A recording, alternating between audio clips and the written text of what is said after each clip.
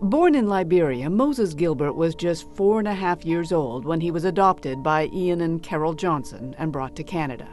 He was only 5 when they decided to rehome him to a woman they'd found on the internet. It was October 2006. Ian Johnson packed a suitcase, put Moses in the car, and drove from Castlegar across the border to Spokane, Washington. From there, they flew to a place that Moses had never heard of before, Houston, Texas, to meet a woman he'd never seen before at an airport hotel. Her name was Ambrosia Marvin, and she'd agreed to become Moses's new mother. 8 years after that meeting, it took us months to find Ambrosia Marvin, but we eventually tracked her to California, to the tiny town of Hemet. Are you Ambrosia Marvin? Yes, I am. Hello. I'm Julie. Reluctant at first, she finally agreed to meet us at a hotel.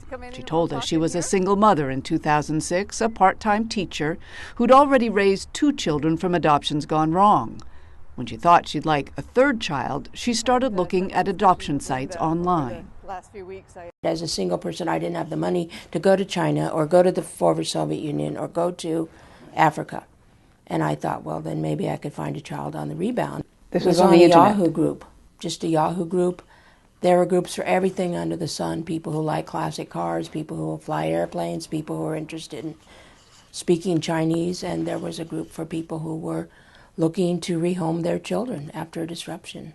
Do you remember what that initial post was, what it said? 5-year-old boy, adopted from Africa, families looking to rehome, situation is not working out. She told us she and the Johnsons emailed back and forth for several months. It was clear to her the family was struggling, and given her experience, she was pretty confident she could help. And so that is how the deal to rehome Moses was eventually struck. Based on nothing more than that, no screening, no home study, no involvement by professionals or authorities of any kind, Moses and his father met Ambrosia at that airport hotel. Mary Ellen Turpel-Lafond is BC's children's advocate. The rehoming policy goes back decades, she says, designed to help families in crisis. Her concern, today it's being abused. Rehoming is not a legal concept. Really, it is a new thing that has developed where people make private arrangements to transfer children from one caregiver to another.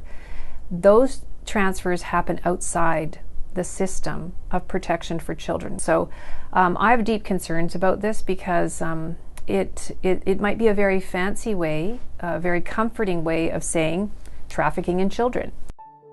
Moses Gilbert's adoptive parents weren't trying to traffic him when they gave him to a woman in Texas.